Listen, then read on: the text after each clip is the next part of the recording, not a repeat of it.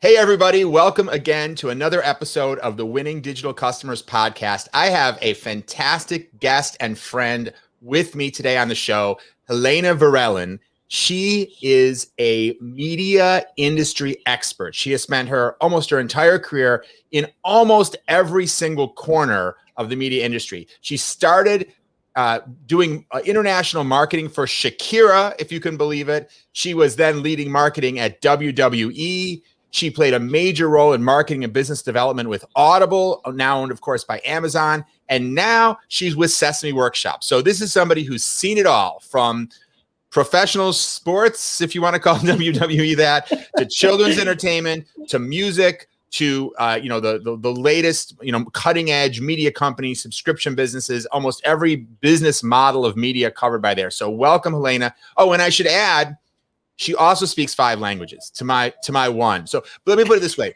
Between us, we speak 6 languages. So I think that makes us both sound fairly impressive, actually.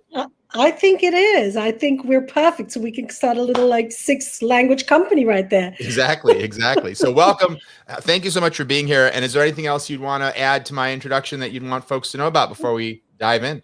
Well, thank you, Howard, for having me. I really appreciate it. I know we're going to talk about my entrepreneurial part of my new lease on my career later on, but I'm very excited to be here. We have, thank you for reminding me, we will have a big reveal at the end. So you don't want to miss the very end of the podcast, because Helena will be announcing something very exciting that she's been working on, something breakthrough, and no fast forwarding. You have to listen to the whole podcast. Absolutely. And it should be interesting. I hope we're not going to bore you. Absolutely. And people may be wondering where you're from originally, since you don't sound like you're from the Bronx. No, I'm originally from Belgium, born and bred, went to college there, and then started my career in London. So I have this hybrid English-American, because I've also been here now for 22 years. So I'm not sure what my accent is anymore, but it's a bit of everything. Mm-hmm. Yeah. Well, I grew up in Chicago and then moved to New York with a couple of years in LA. So I also find people years ago used to identify a Chicago accent for me, but I don't hear people say that anymore. So I guess maybe it's all blurred together. I'm not sure. So that's it. Well, fantastic. Well, let's dive in. The media industry has gone through so many changes, and I feel like you have paced almost every part of it. I think we should kind of go back to the beginning, and I'd love just your thoughts on maybe starting with your WWE experience. You were there during a time of great transformation. For anyone who's not a viewer of WWE's product, if you would just remind everyone what their product is all about, and then what's some of the transformation that you helped lead and participate in while you were there. Yeah, so obviously WWE has been around for probably about 25, 30 years, and was very focused on, obviously, its professional wrestling. Its pay-per-view was kind of the big revenue driver. They had terrestrial broadcasts, and I think they're on Fox right now. They were on ABC. They've run the gamut of kind of US broadcasters, but their real kind of lion's share of revenue would come from their big pay-per-views. And obviously, when that business started to go downhill, what do you do as a company, right? As a media company. And I think it's always been so fascinating that my time at WWE coincided with that whole idea of we should become a streaming platform, which is fascinating in itself, but I think more fascinating when we're talking about one subject, and it's wrestling. Right? There is nothing else. There's no additional, content. It's one core audience group. It's one piece of kind of focused content. And they were very bold to say, let's do it. Let's do a 24/7 network. We charge $9.99 a month for it. And they were working together with the platform that MLB was holding at that point for doing a lot of their kind of streaming. And it, 2 years later, they launched it, which, a lot of the companies, I think media broadcaster at that point said, it's never going to work. I mean, how are you going to get people to pay that kind of money just to see wrestling? Well, lo and behold, they were wrong. So a huge success. And I'm not sure what the numbers are right now. I think it's probably 1.6 million, but please don't quote me. Anyone who works for WWE, it's been a while. We reached a 1 million goal fairly quickly. And my role within that was to kind of think, how could we expand that internationally and really grow the streaming business and even the concept of streaming, right? Because it's all fine and well to have a streaming business, but you need to get people to understand why this is a value to them instead of just having a Netflix or something else. So definitely transformational for WWE, and without a doubt has made them an even more important player in the kind of media landscape. Very bold, very aggressive, and very kind of well executed, I have to say. Mm-hmm.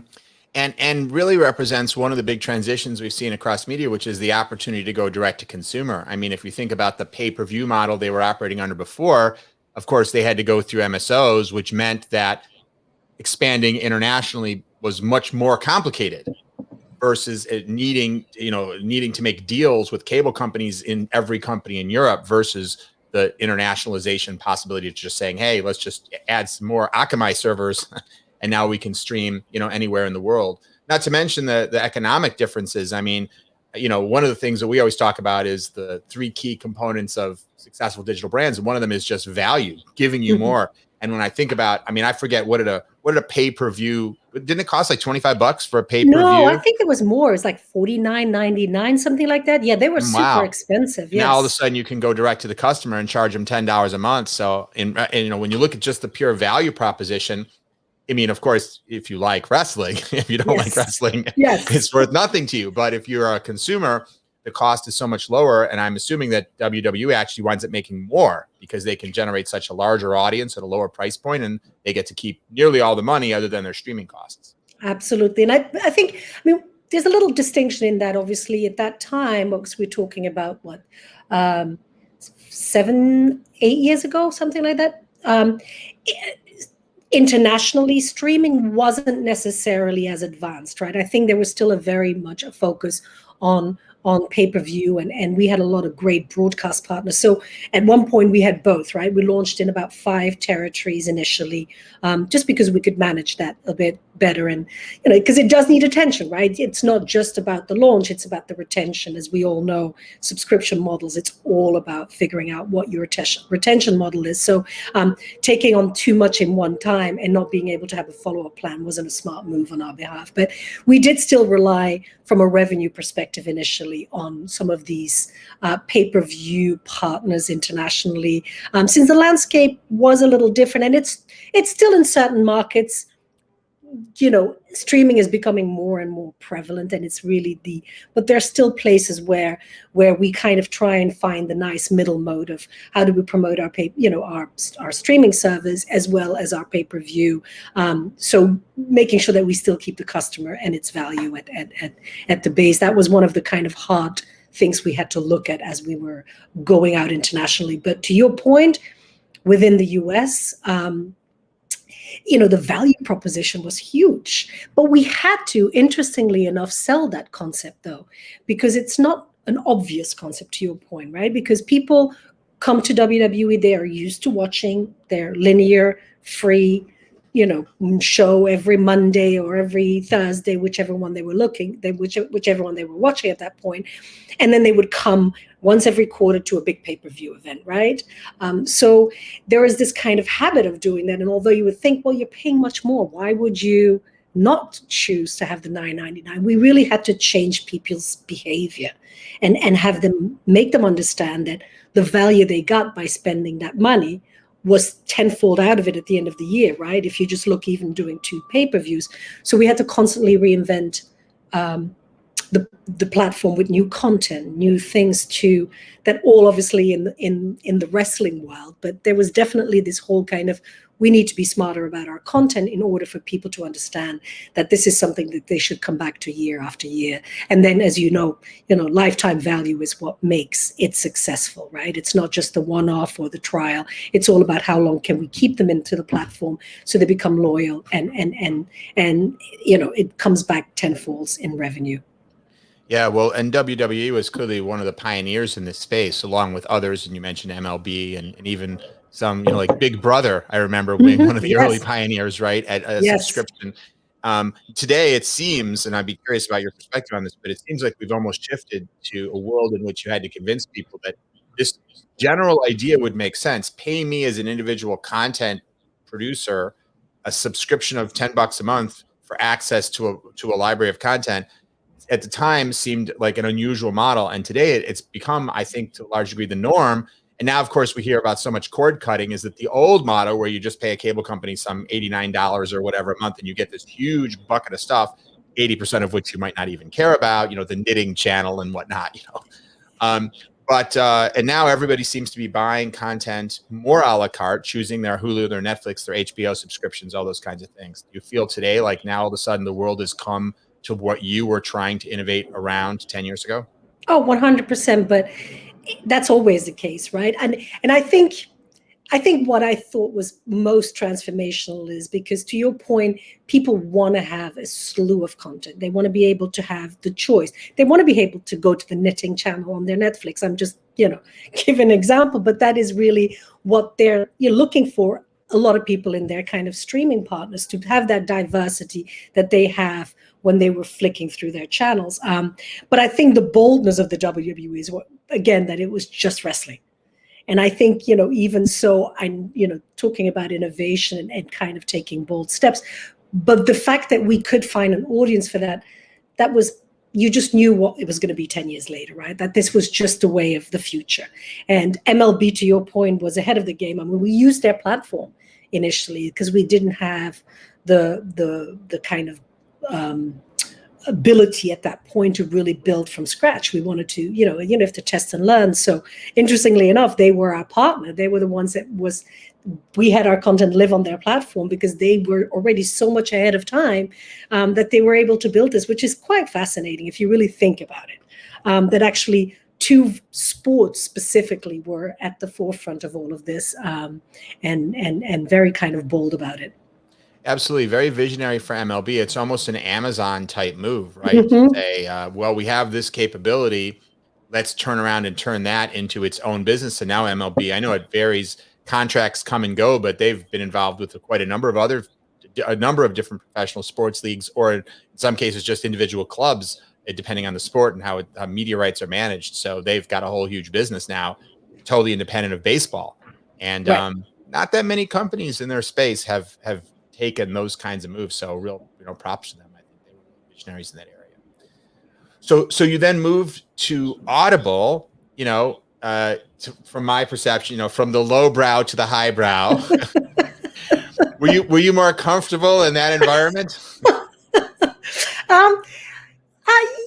Yeah, probably I was. Yeah, it was interesting. Just on a side note with WWE, I remember, first of all, and I was very honest in my interview with them saying, listen, I don't know wrestling. I didn't grow up with it. It's not something, but why I actually am interested in talking to you is because what you're doing with the brand and how innovative you are and how smart you are about what you're doing. The subject itself for me, when I'm thinking is specifically in my marketing kind of, bucket, I don't really care what it is. I'm thinking about the consumer, the customer. How can I, what is the best way for me to solve their problem and market it to them? And I think about the channels and the opportunities and the innovation. That was it with WWE. I mean, my mom, when I told her, I said, oh, by the way, I'm working for WWE. She's from Belgium. She's kind of very traditional. And she really didn't understand it. And then I took her to a show in Antwerp, which is, I don't know if anyone who's listening knows, but a WWE show is extravagant. It's loud. The fans are so intense and so excited to be there. There is this kind of, so we got tickets, I think the third row of the ring. And my mom all dressed up because that's what she did, right? I was in the music industry, so she would go to concerts. She would always make sure she looked like perfectly dressed up. She stood out like a sore eye because she was all beautifully dressed up and all these fans with their T-shirt and sweating. And she truly, her mouth was like, what is this? So it was a very interesting kind of moment, but I had a wonderful time. Now I've heard that her secret guilty pleasure is now going to WrestleMania. Is that right? Of course, that's exactly it. I get her front row seats. She gets all the moves. Right. Well, this is what this business gives us the opportunity to do, right? To expand our horizons, Absolutely. to learn new things. So, Yep. well, so then you went to Audible, which is interesting because if we think about media business model, of course, in some ways similar to a WWE in terms of a subscription model, but in some ways quite different because instead of a all-you-can-eat subscription model, you now have this whole kind of sometimes a little bit complicated seeming kind of credit model. I'd love to hear a little bit about that transition and what you were brought into Audible to do and what you learned there. Right. So so it was a little different. So I've always been an international marketer in all of my roles to really kind of think globally about marketing some of the properties, the products that we had, the brand. And in this case, it was much more of a business development role, right? So Audible at that point, 20 years, where they've always been a model where it's, a credit, right? So you buy per month, you get one credit, and then you get some additional content. So it's always been a very strong focused business model that they hadn't deviated from. So that's what they were working on. So in the first kind of year and a half, it was very much about thinking, how could we expand our subscription? So I was very much focused on the acquisition portion for the first large Customer part. acquisition, you mean, or content? Customer acquisition. Yes, customer acquisition. But from a point of view of working with partners. So, right. So we really were fine-tuning our paid media and our performance marketing efforts. So we really had amazing people that came from Verizon that knew that kind of model inside out. So we changed a lot of that to really try and be much smarter about the acquisition portion. We had a department that was purely focused on customer lifetime value, or making sure that retention was in there. So those were two different entities. And then they asked me to become kind of a third entity within that team to globally think about how could we bring our brand outside of the traditional marketing channels and find partners to help us generate more customers. So basically trying to fish in a different pool, because let's face it, Audible has got an amazing amount of data and an amazing pool to go into because of the Amazon connection, right? So once Amazon, which was 10 years into Audible's existence, Amazon bought the company, it's still very much run by the founder, and he's still the CEO. So, let me rephrase that. He was a CEO when I was still at the company. Now there's a new CEO, but he's still very, very involved into the company. So Amazon was very much, and as I think we all know, their motto is, if it's not broke, don't fix it. And Audible was a very successful entity that was bringing a lot of revenue and that was growing. And what they gave Audible was this amazing platform to market and to promote, right? They had a database that you could only dream of as a company to go and fish in, as we say. So there was a lot there. So my role was to where else can I find customer, which is hard when you already have this kind of big pool to go into. So that was kind of the first year and a half where I really thought through partnership with the likes like Exxon and Planet Fitness and Lufthansa in Germany and Alaska Airlines. So kind of trying to figure out how can we get our content in front of more people so we get a certain loyalty and an understanding of why they should become members. We did a deal with ARP as well, where we offered a better kind of subscription deal than what they would normally get. So it was all about trying to get customers from different angles. And then fast forward, the last kind of year there was about the transformation of Audible, right? So we were kind of all put into these tiger teams, and I was head of one that kind of thought through content acquisition and how could we be smarter about that so we could offer more to our customer. So I think, as we probably know, anyone who's an Audible member, there is a change in the business model. They've kind of still have, the a la carte proposition, but now there is a slew of additional content that you get when you become a monthly subscriber. Because we also had talking about being ahead of the game, but then realizing we had to go with what the norm was, and people expect more. People want more, customers need more. And I think Audible's always been really, really good at listening to their customer throughout. And I think that's why we're rated one of the top apps and the top customer experiences, because we do have that customer obsession that we had before Amazon. And that was kind of even more so when Amazon came in and said, this is who we are. We're like a customer obsessed company. And so we listened to our customer, and we realized as options were broadened, right, there was much more opportunity for people. We had to be smart for our customer, but for our business. So now Audible is in a place where it is a little bit more all you can eat, although there is still an element of the credit, but there is a lot of kind of additional content that you get as you go along. So it's, again, a transformation that was probably unexpected. When I started, there was no discussion about let's do that until the conversation of our customers changed. Mm-hmm, mm-hmm. And I'm curious, because I know you were at Audible until not too long ago. Were you there? I can't remember when COVID started, or had you already left? So I left in June. So what, 4 months after COVID started? Yes. And so I was curious. I associate Audible a lot with drive time, and so I wonder, was COVID bad for Audible because people weren't in their cars as much, Mm-hmm. or was it good because people had more time and they were listening to books on tape at home? On tape, Howard? Books Well, on tape? The digital book on tape. What's the right term? Audiobook. Yes. I'm showing my age. That's very funny. So interesting. Is there a jar at Audible? If you say books on tape, you have to put $1 in or something? That's exactly it. It's the same way. Remember when we have our conversations, we certain things that you don't call it a cooler.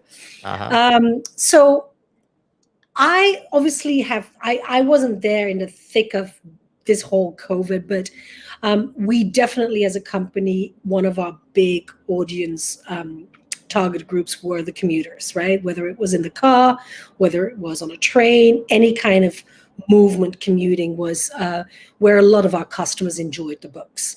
So yes, that was taken away. And I think, the first 3 months that I was there, in true kind of Audible innovation, that was definitely a huge focus for the retention team to how do we rectify that, right? How do we get people into a flow? And there were things that were done, such as opening up all of our Kits content for free. That was kind of one of the first steps we took. Kits content. Kits. What does Kits mean? Like Kits content, like Kits books. Kids. Anything. I'm sorry. Got it. I'm sorry. Content. Oh, no. Kids content. It's the D that didn't come out right. Kids content. So that was kind of one of the things that we said, okay, why don't we give something that we know that is right now super needed, because parents really didn't know what to do at the beginning of COVID, right? Especially those that have younger children and had to still do their job. So, and that proved to be really an amazing, not only were people grateful, which it wasn't necessarily kind of for us to look good at that point. It was very much, how do we keep our customer engaged with us, knowing that we're missing a big chunk of how they listen to us. And I think, and again, I can't speak to what's been happening now, but I do know in that time frame, it really was very successful, and it definitely worked to get loyalty from different angles, right? From how people kind of listen to us and what they did. And I think knowing how they work and the insights we get, I'm sure a lot has been learned in the last kind of 12 months of how to approach the audience and where our segments are and how we should rethink maybe some of our segments to even it out, right? Because I think we realize we're over-indexing in one segment. How do we think about, evening out the playing field so we can be smart if anything happens? Mm-hmm. Yeah. I have so many more questions about Audible that I'd love to ask you, but I want to make sure that I'm mindful of the time. I want to talk about your time with Sesame Workshop. And of course, we have the big reveal that we're coming to at the end. So let's talk a little about, so you left Audible and went to Sesame, and of course, again, a very different part of the media world. Ties in actually with what you were just saying about kids content. And Sesame, of course, is very interesting transformation journey that it's on, because of course, historically they were very PBS focused in their distribution, and then briefly did their own subscription-based direct model. And as that started to be successful, then they got scooped up within a deal with HBO. And of course, now their content is premium content provided as part of a larger HBO subscription from an on-demand perspective. So how did you find what you were doing at Sesame similar or different, or challenges that were different from what you're doing at Audible? So the difference to start with is that, Sesame is a nonprofit. And I think not a lot of people know that. So there's a mission behind it. So you're starting from a whole different point, right? So you're starting from, the mission is to make children and kids stronger, smarter, and kinder. That's kind of the tagline. So anything we do has that at its core. So when we look at when we look at kind of media partnerships and broadcast partnerships and how to get our content out there, we keep that in mind. So we try to be and go as broad as possible. So again, revenue is not as well, let me rephrase that. It's important for the mission, right? Because everything comes back into the company, but it's not like an Audible or WWE where revenue, it's all, right? You have, you have stockholders, you have people that are going to ask. There's a whole different reason of getting these deals done. It's a little different at Sesame. At Sesame, it's like, how do we get in front of as many kids, caretakers, parents as possible? Right? Because it's education led. It's, content is all about the kids. So I think that's automatically already different. So for me, coming from commercial properties, I had to take a little step back, right? Because I always think very commercially, and it's great because it helps bring the brand further for Sesame, but I also have to keep that in mind. So that was a little bit of a step change for me, where I wanted to do more, but sometimes I couldn't because of the stages that we were in, because we were a nonprofit, and, the commercial angle was maybe a little too much, and, we would have been slapped for that, for example. So there's reasons for that. But so I think from that point of view, it was different for me, but it was most definitely an eye opener. And it's wonderful to be part of something that is very mission focused. And also, when you talk about our brand, Sesame, it's like people smile. People kind of have great nostalgia stories to tell. And it's also a brand which I absolutely love talking about transformation. Obviously, always been at the forefront of the difficult conversations about kids, right? It was the first kind of diverse show in the 70s with, inner city, they called it at that point, right? The characters were Latino and Black and white, and it was all of, the diversity was there. It was very much part of the conversation. And we've always had the difficult conversation, whether it was, about divorce, about, race. All of those things have always been at the forefront, which I think is transformational in itself, because we tend to speak down on our kids and we do not engage them into the difficult conversations. And Sesame does that. Sesame does it in a really wonderful, smart way. And 50 years in, are still doing it and are still the ones that are setting the pace for that compared to all of the other. But at the same time, they're also being innovative in their programming and in their shows, right? And I'm not sure if a lot of people know, but they have separate deals with Apple. Helpsters. There is a Helpsters is one of the shows that was a co-production that we did with Apple, and there's a bunch of new productions that we work on that are from the makers of Sesame Workshop, but are not necessarily the Sesame Street brand. So they're so smart about what they're doing, but there's always that element of education and social emotional learnings and all of those things that make Sesame. So I think they don't stand still. I love that about them too. And to your point, they're broadening their broadcast a bit. They understand PBS is still a huge part.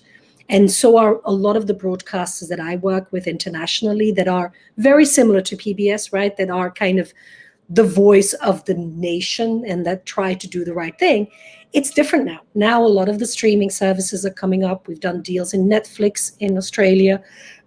We're doing a deal with Showmax in South Africa. So more and more streaming opportunities are coming up.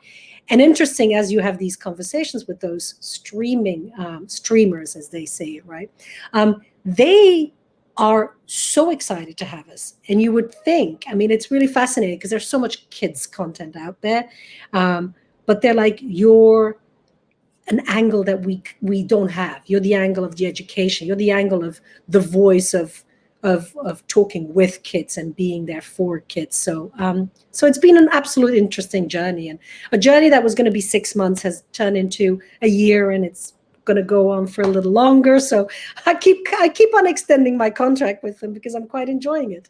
Well, it's quite a special brand, and I also think they've done an amazing job of being an important part of what's happening with COVID. And for example, what they're doing with the CNN town halls, bringing, I think it's interesting what you said about the nostalgia component, because on the one hand, I see them using their characters as a way to speak to children at a time when children, may be confused and distressed, as especially in the early days of COVID. And I know they did a few of those CNN town halls. But honestly, adults were also freaked out and stressed out about COVID. And I actually think that Sesame's characters have that connection to a time, a childhood time, et cetera, that is soothing. And I don't know if it's educational, but psychologically valuable even to adults as they see those characters talking about these issues. 100%. And I think you're so right. I think the COVID content, and again, Sesame is incredibly good at picking up what's happening and acting very quickly with content, right? It's amazing. I mean, that's one of the things. And I've worked with obviously all these media properties, and I think WWE was very good at creating content. And I think that's what made them so strong as a brand, because they had insatiable fans, and they kept on figuring out ways to create more and more content, right? Those excuse me, the wrestlers were kind of constantly taping things and making things, and it was all done in quality content. Sesame does the same thing. Sesame sees what's happening around, and I think COVID was definitely this, like, we need to be there for kids. We need to be there for parents. How do you have those conversations with kids, right? About the insecurity, about the uncertainty, about not knowing what's next, when you as parents don't know. You don't know what's going to happen next. So we had an amazing amount of content in the caring for each other kind of umbrella that still lives today. If you ever have a chance to look at Sesame and Communities, where you really see the amount of content we create to be a resource for our audience, but also for our caregivers and caretakers. And it's interesting because right now, obviously, with what's happening in India, we're shifting our attention to them too.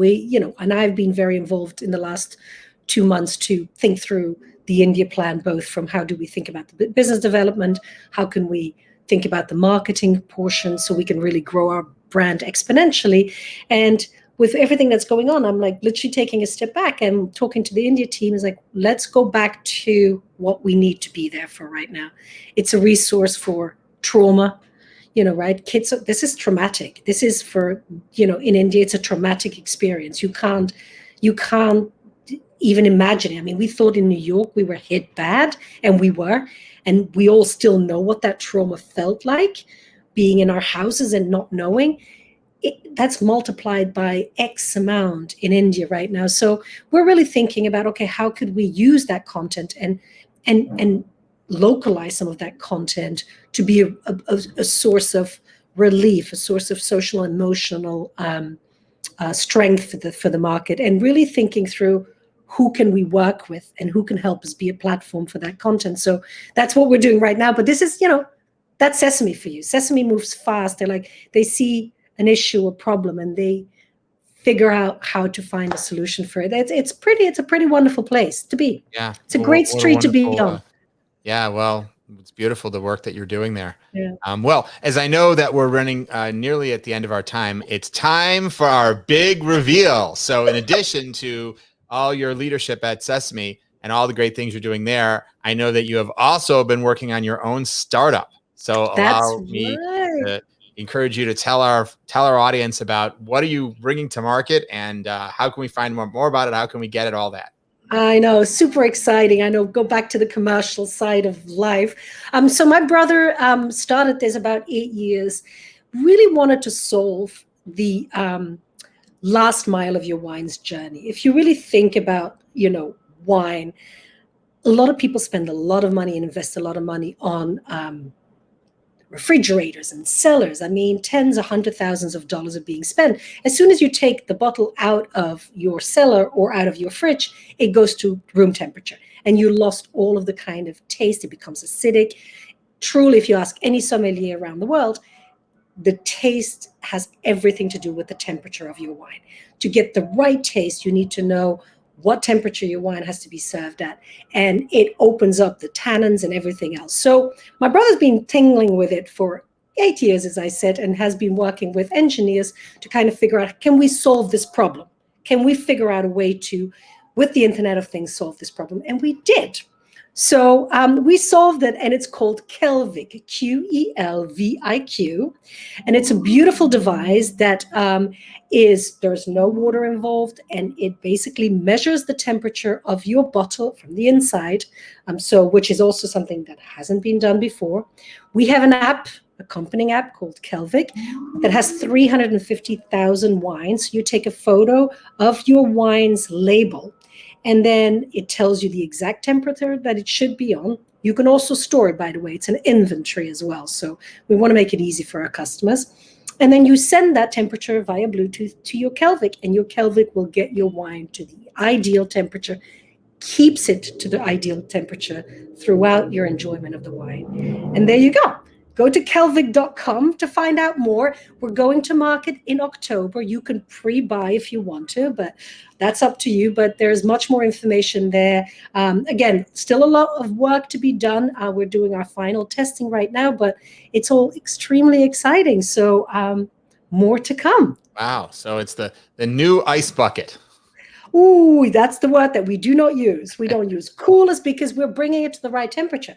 Because your wine could be too cold, so we have to get it to a different, depending on what you do with your wine. Some people, preserve it differently than others. So, so we make sure that it's exactly the way it should be. Exact right temperature. That's amazing. And if folks want to pre-order it, where should they go, or where can they learn more about it? Because I know it's really cool technology. You're only just scratching the surface of it here. Yeah, you can go to QelviQ, so QelviQ.com. We are in the process of changing our website and going to a different platform. But for now, you can absolutely find all the information you need there. And you can always send me a note, which is Helena, Helena, at QelviQ.com. Great. And could you spell it one more time? And we'll also put it in the show notes. Okay, so Helena, Helena, at QelviQ.com. QelviQ.com. And a fantastic Scrabble word, I would think. I know, right? If only it weren't a proper noun. You could have 2 Q's and a V. I mean, imagine if you hit the triple word score, you're done for the whole game. So do. But our logo looks beautiful. I mean, everything. It's a very designy kind of, so it's not only incredibly practical, it's beautifully done, and so super proud of it. So yeah, excited about it. I'm on the pre-order list. I'm looking forward to getting one. I think this is an amazing, really cool thing, and I'm sure a lot of people are going to enjoy it. So, and an exciting move outside of the media industry into consumer products. So leveraging all your marketing knowledge from that into a whole new domain. So congratulations on that move. That's really exciting. And thank you so much for sharing so many insights and interesting stories of your amazing, amazing career in media. Thank you, Howard. And by the way, your book, let's see. I have it right here because I'm reading it. I'm going to use this as I kind of roll out QelviQ. So thank you for that, awesome. Howard. Well, thank you so much. And I'm working on the audiobook. So before too long, hopefully we'll have that, up on Audible. So perfect. Sounds good. But I can't see any connection to WWE, though. I don't think I'm going to be. No, I know. It's a tough one. Well, thank you so much again. And I want to thank all of you for watching and listening to another episode of Winning Digital Customers. Thank you so much. And I look forward to seeing everybody next time.